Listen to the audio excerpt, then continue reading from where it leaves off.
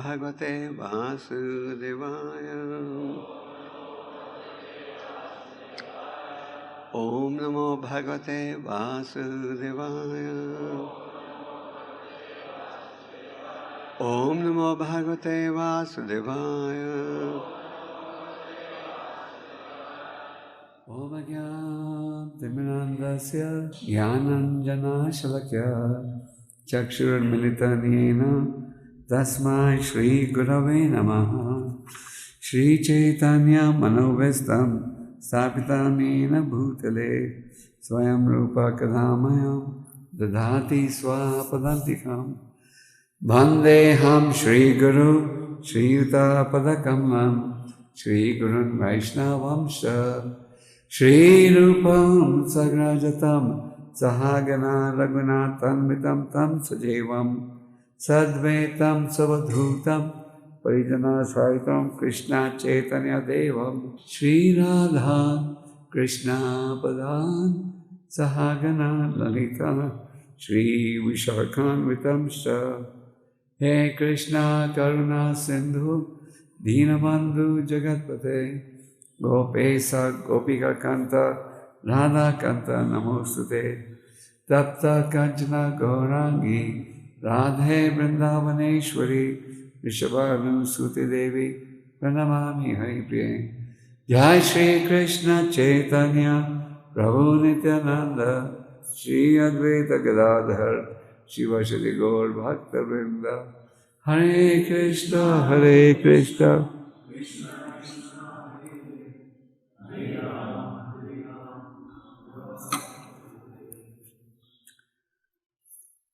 Anagasviha bhuteshu yagaskin nirankusha artasmi bhujam sakshat amartyasyapi sangadam. So Maharaj Parikshit is the speaker of this verse, and Maharaj Parikshit over here is addressing the innocent bull and cow.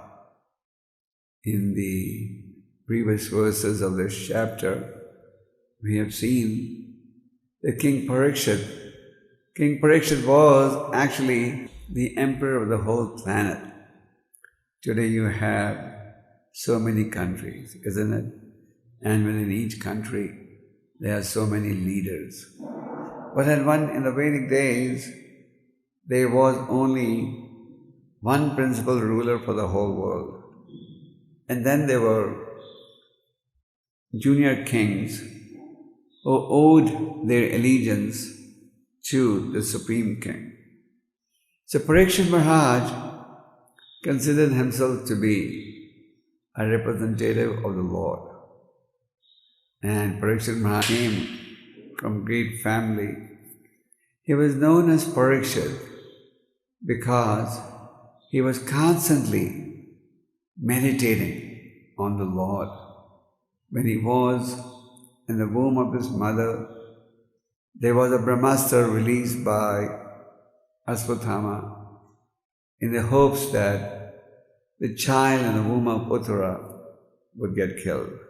Uttara is the name of his mother.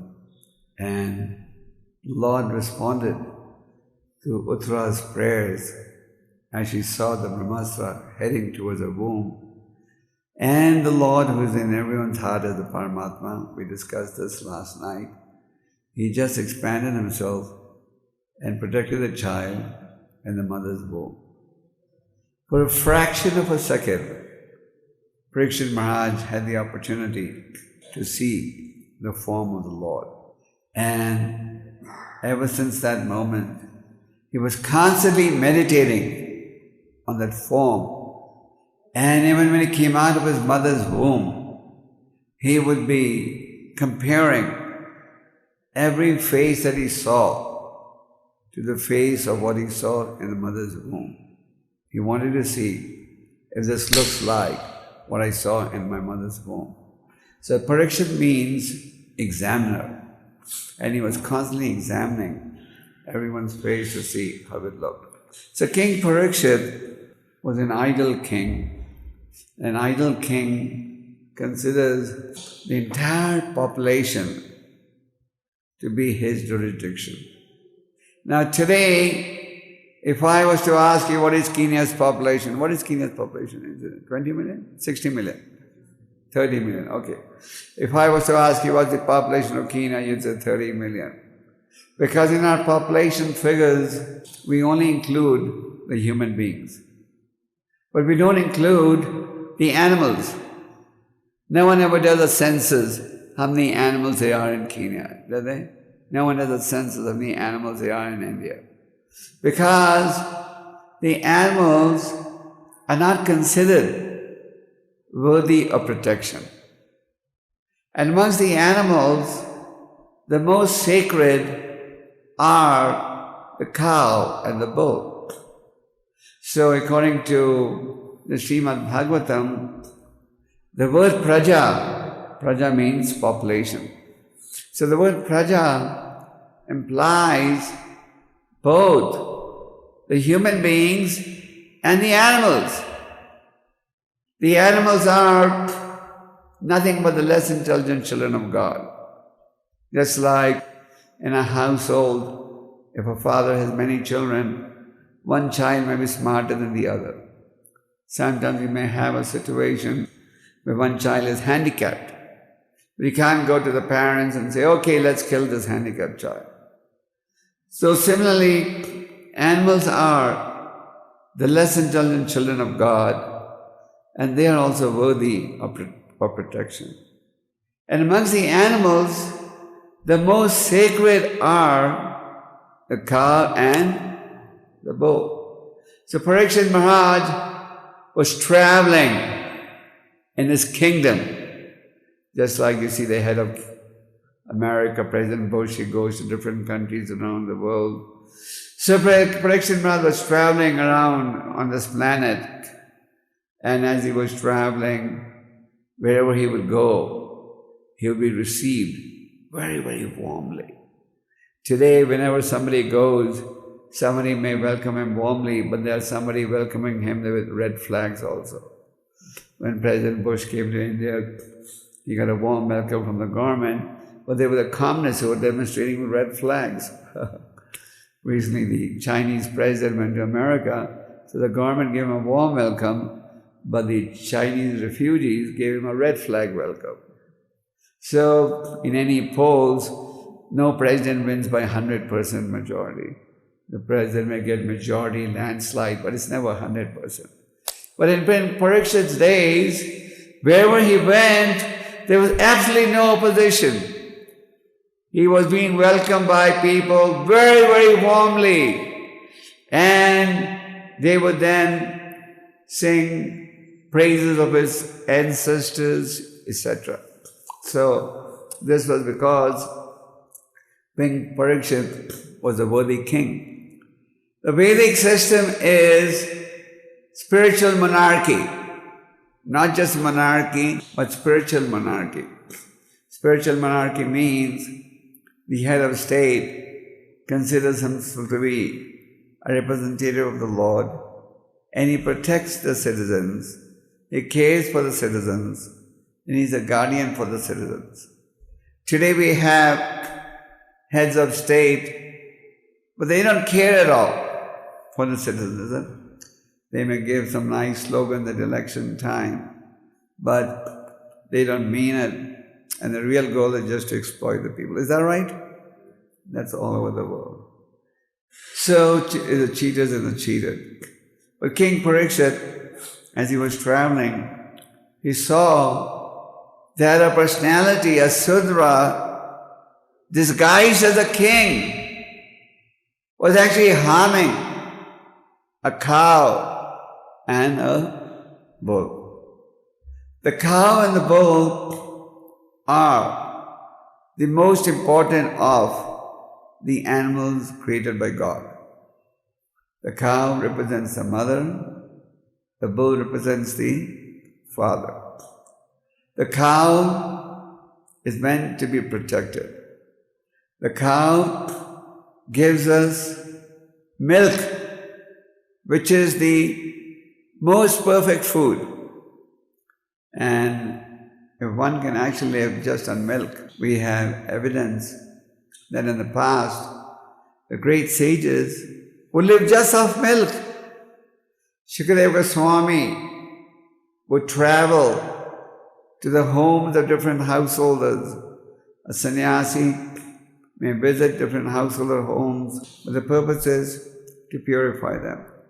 So, GKG Goswami would travel to different householder homes, and he would stay in each house only as long as it took time to milk the cow.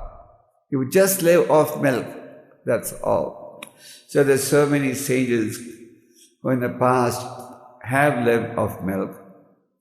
I remember a few years ago in America, the milk industry had an advertising campaign encouraging people to drink more milk.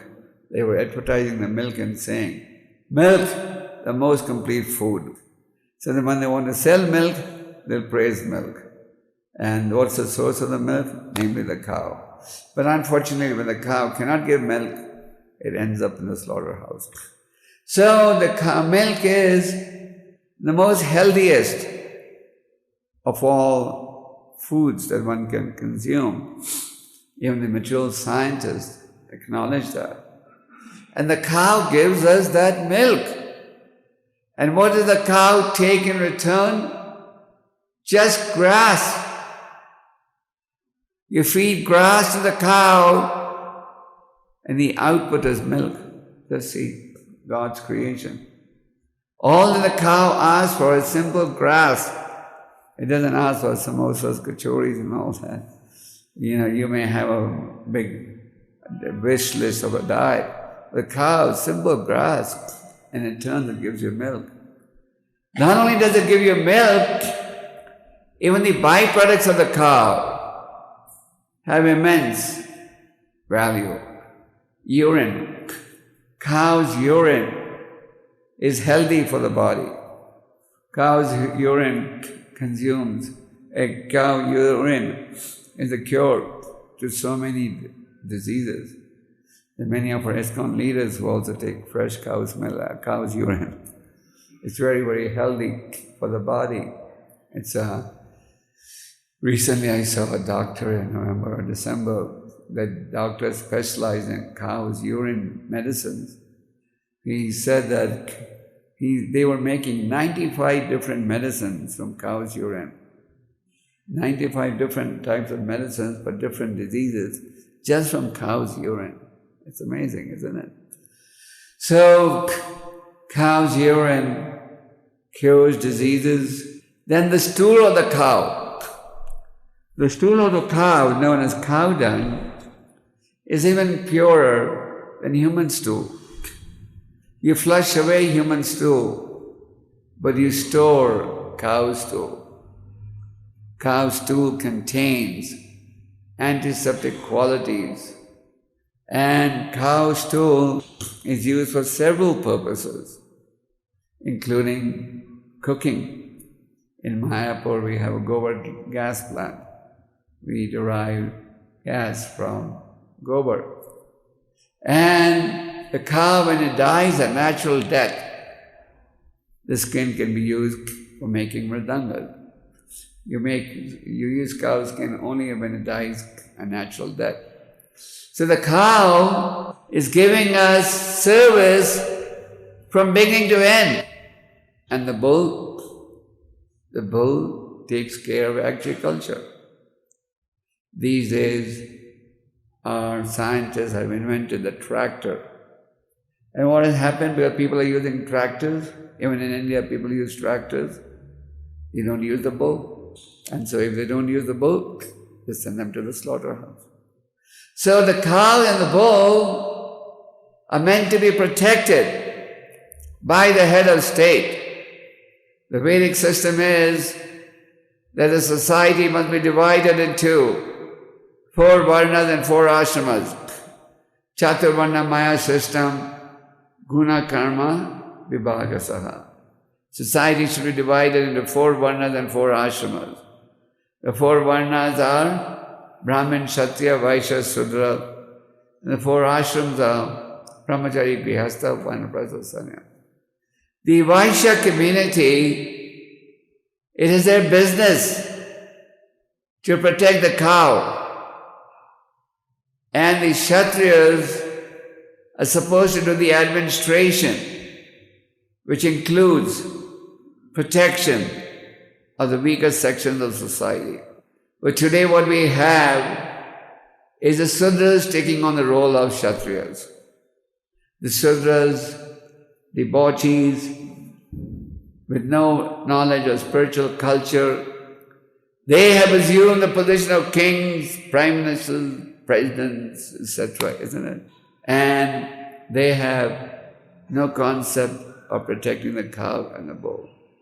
The Vaishyas, as Bhagavad Gita explains in the 18th chapter, are supposed to take care of farming, protection of the cows, agriculture, business. But today, the Vaishyas are also failing to discharge their duties. Kalo Sudra Samava. As it is said, by and large, everyone in this age is of Sudra mentality. So the kings are not doing their duty, and the Vaishyas are not doing their duty. A few weeks ago, you celebrated Ram Navami, and in Lord Ramachandra's life, you see that when he returned to Ayodhya from exile, and when he started ruling over the planet with his capital based in Ayodhya, he was so concerned about the welfare of citizens that he would go in disguise and stand in front of people's houses to see if they have any complaints or not. This is the head of state's duty. So King Parikshit, he was traveling and he saw that a Sudra, a low-class man, disguised as a king, was hurting the leg of an innocent cow and a bull. So the cow, as we said, gives us so many valuable gifts. And the cow must be protected. That is the duty of the head of state. Today we see, even in India, such large-scale killing of cows. They may have laws banning cow slaughter. Of course, there are 2 states in India that don't even have a law in Kerala banning cow slaughter. I was a few weeks ago in Kerala. We opened a new temple in Cochin. So I was in Kerala and they were telling me that even 80% of the Hindus in Kerala, they eat cows. You know, there's just widespread killing of cows. At least in some states they have a legal law. But in Kerala and Bengal, they don't even have a law protecting cows and for banning cow slaughter. And the governments, they are making slaughterhouses so they can slaughter the cows and make money.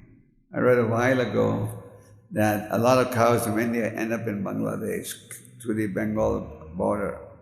So they were thinking they should make a modern slaughterhouse in Bengal so that they can save foreign exchange. They export the cows that eventually get slaughtered in Bangladesh. So better we slaughter them in Bengal and export the beef so that they make more money. They're so cruel, they don't understand that if the cow is not protected, then society will not be protected. Today we see the whole world heading towards disaster. It's just a matter of time before you have a major outbreak of war again. There are already so many mini wars already going on in society. We see society running short of natural resources. We see society, so many turbulences are now coming, just like you had the tsunami, you had this big disaster in New Orleans in America, you had earthquakes in Gujarat and in India, etc. What causes these natural disasters? When these calamities happen, what do we say? Oh, oh, God is so cruel. Why did God do the tsunami, isn't it? God is so cruel. Why is there drought? God is so cruel. Why is there earthquake? God is not cruel. God is all merciful, compassionate. But the laws of nature are such that when you violate the laws of God, they will be calamities. That's the law of nature. Just like if a judge punishes a murderer to capital punishment, it doesn't mean the judge is cruel. The judge is just executing the laws of the state. So similarly, the laws of nature are such, when the cow is not protected, the bull is not protected, the religious principles are not enforced, then material nature retaliates and hits hard. So the laws of God have to be followed. Now King Parikshit, he was traveling and he saw that the bull and the cow were offenseless, honest. They were being attacked. And King Parikshit said that offenseless beings must be protected. And if the dishonest miscreants are not handled with thoroughly, then the innocent people automatically suffer. Just like in today's society, you see the criminals are hardly dealt with. You may say that the prison houses are full, but the prison houses are full of small-time criminals. The big-time criminals or the professional criminals, they're not touched by society, they're not touched by the police force, because they all have a vested interest. And as a result, innocent people in society are also suffering, isn't it? So King Parikshit considered that now he must act. He must act to protect the cow and the bull, and he must take severe action on the culprit. So in today's verse, King Parikshit is saying, an upstart living being who commits offenses by torturing those who are offenseless shall be uprooted by me.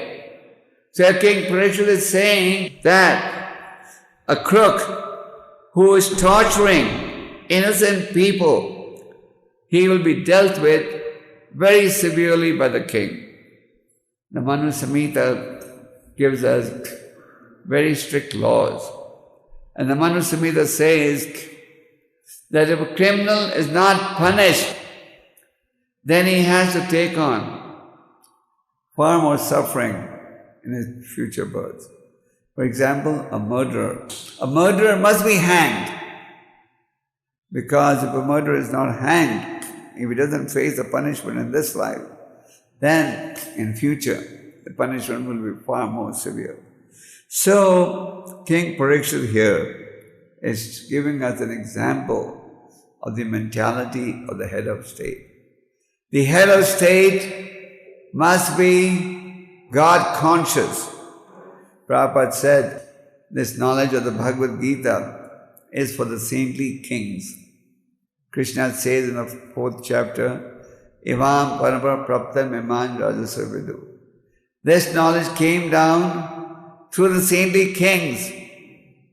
It came to Vivaswan, then Manu, the father of mankind, and gradually it came to King 𝐃𝐢𝐬𝐭𝐫𝐚𝐜𝐿.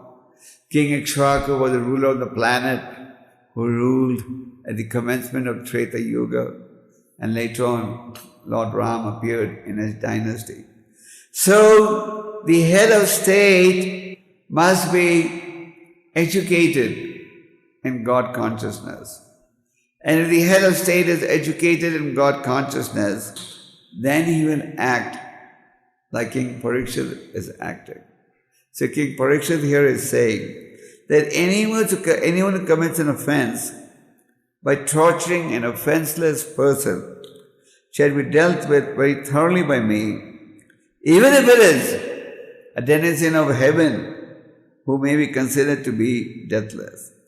Now actually, as Prabhupada explains in the purport, nobody is deathless, isn't it? Even Lord Brahma is not deathless. Even when Hiranyakashipu approached Brahma for a benediction, that he may never have to die. Brahma clearly told him, I can't give you that benediction, even I have to die. Brahma's duration of life is also limited, though from our material angle it appears unlimited.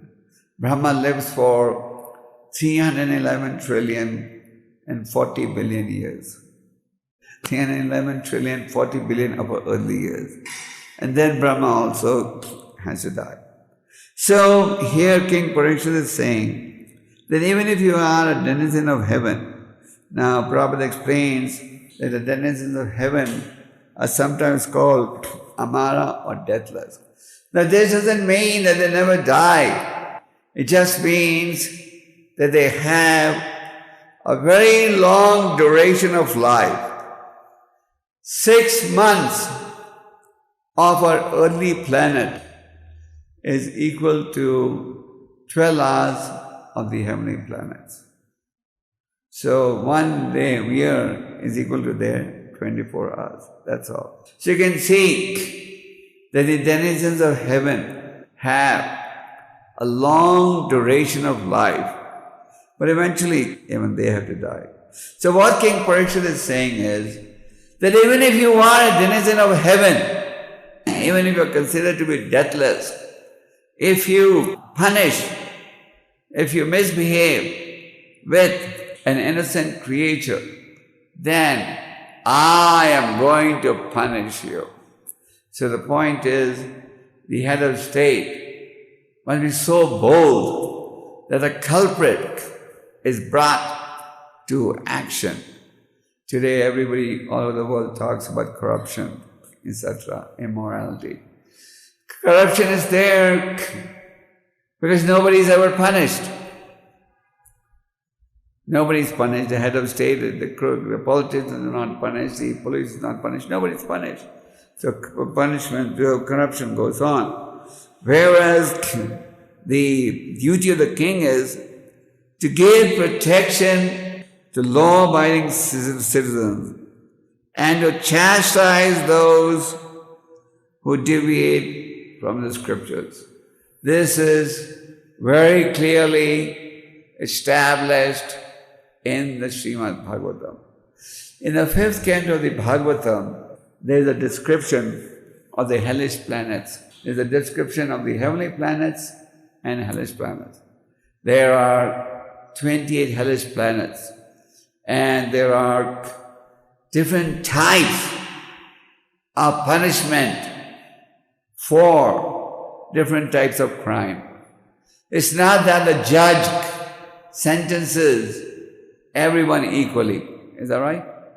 The judge gives a different sentence based on the crime you've committed. If you have a parking violation, you may get a ticket of a few shillings. If you murdered someone, then you're liable to a heavier punishment. So similarly, there are different hellish planets for different crimes. And for example, if you're the head of state and you don't discharge your duties in a responsible manner, as it is being explained in the pages of the Bhagavatam, then after death, you have to go to a planet where you are squeezed through a machine, just like a sugar cane is squeezed through a machine. Sugar cane, pre-extract juice, you put it through a machine, and then the juice comes out. So that's the type of punishment that awaits those who get elected to a governmental position or a position of responsibility and do not discharge it properly. The Bhagavatam says, if you're a father or a mother and you don't discharge your duty in educating them spiritually, you become liable. If you're a guru and you don't give a disciple proper instruction, you become liable. If you're a political head and you don't give proper guidance, then you become responsible. So King Parikshit is making it clear that because this personality disguise of the king is misbehaving and misusing his position. Therefore, he is liable for punishment.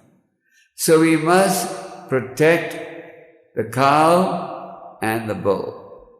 And the cow lives in an atmosphere of fear. You go in to touch the cow runs away. We have experience in our ISKCON Goshalas that when the cows were first brought into our Goshala, they were so scared. Anyone who would approach them, they would run away because they lived in that fear. But then when they saw the devotees were very loving, they would come and pat them, and there was no threat to their life. Then they started responding in a friendly manner. But initially, because they live in an atmosphere of fear, it's not that the animals don't have fear. The animal, when he sees that someone's trying to kill him, or he runs for his life. You lift a stick and the dog runs away, isn't it? You stand there and the cow runs and the cat runs away. You throw sugar, the ants will come running towards the sugar. But the moment they see there's someone there with a hand or with your body, they'll turn around and run away. So the animals are also endeavoring for protection when they see fear to their lives. This is the law of nature. And in the cow and the bull today, they are living in an atmosphere of fear, where the cows are being slaughtered and the bulls are being slaughtered.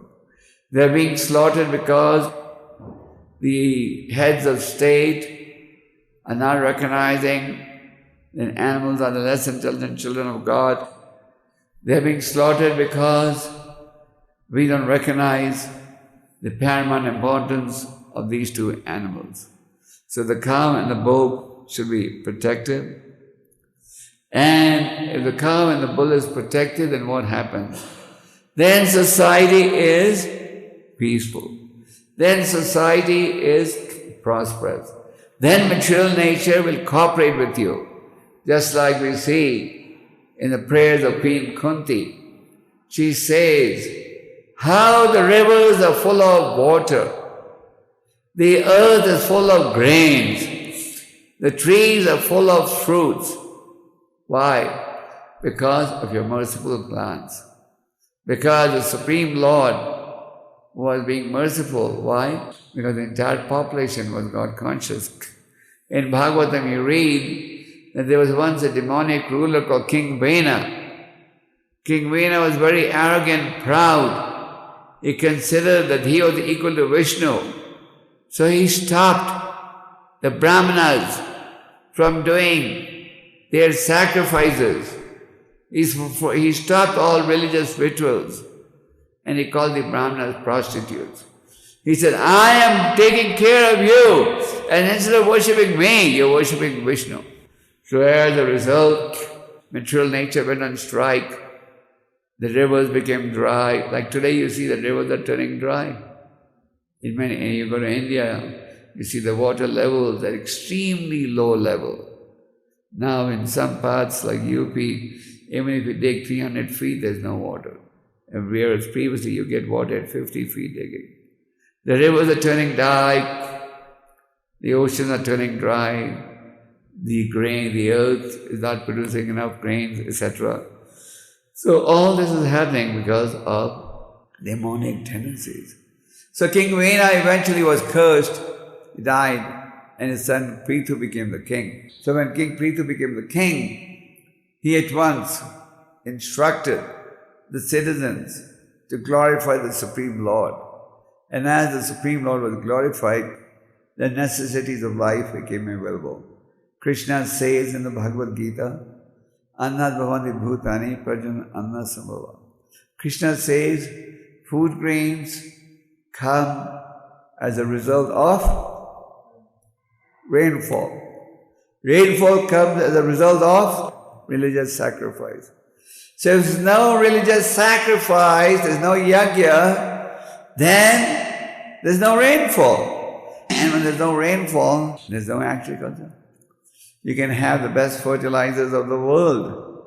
You can have the best seeds of the world. But if there's no water, will it fructify? No. There's no technology in the world that you can have agricultural production without water. Water in the form of rain, water in the form of irrigation facility, water through the medium of dams. One of these mediums is necessary if you want agriculture. Is that right? And if you want rain, you must perform sacrifice. In the famous story of Govardhan Puja, Govardhan Hill, Kṛṣṇa, as a young child, went to his father Nand Maharaja and said, "What is the sacrifice you are doing?" Nand Maharaj was a farmer. And even 5,000 years ago, Nand Maharaj, as an idle farmer, he knew farmers can only succeed if there is rainfall. And to get rainfall, we should worship Indra. He was doing Indra Yagya. So Nand Maharaj thought that my young child will not be able to understand what am I doing. So he kept quiet. Then the young son insisted. And then the father said, "Son, we are farmers who are heavily dependent on rainfall. And there's a sacrifice being done for the pleasure of Indra, so that Indra will reciprocate and give us rainfall." So to summarize this verse, King Parikshit is making a very bold statement that somebody who commits an offense by torturing an innocent person must be punished. And if he's not punished, then the head of state takes on the reaction. When you kill an animal, several people get the karma. The person who kills, naturally. The person who eats, naturally. The person who transports, naturally. The person who sells, naturally. And the person who gives permission to kill, he also gets the karma. So you can be, if you're giving permission to the slaughterhouses to exist, then you also take on the share of karma. Sometimes you see Hindu vegetarians running meat restaurants. I've seen that many times. He's a vegetarian, but his Seth Sahib is running a meat restaurant. So I often tell them, "You're taking on the karma." They say, "No, I don't eat, I don't cook. That's my managers who do it." So the young managers may do it, but he still take on the karma. The person that sells, the person that transfers, the five, it's a gang of five that gets a punishment for innocently killing animals. So to summarize the verse and purport, Parikshit is pointing out that even if you are a resident of the heavenly planets, still if you misuse your position and try to punish the innocent, then you must face punishment. So that is real compassion. Real compassion is not when somebody's on the wrong path, you just blow over the boil and let him continue with what is wrong.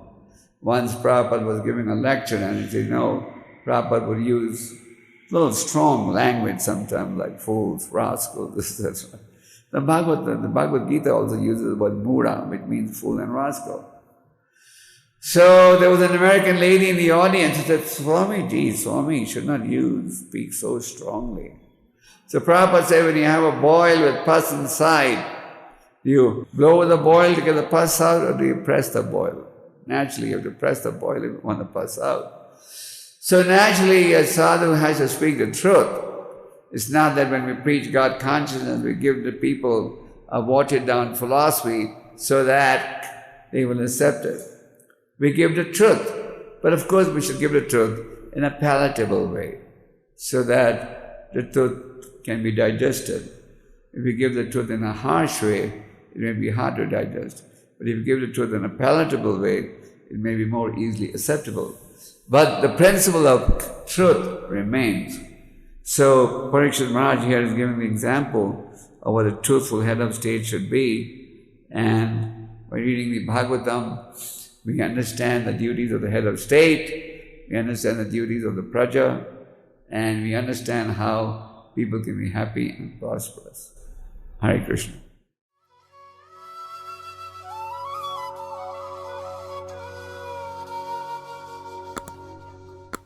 Hare Krishna, Hare Krishna,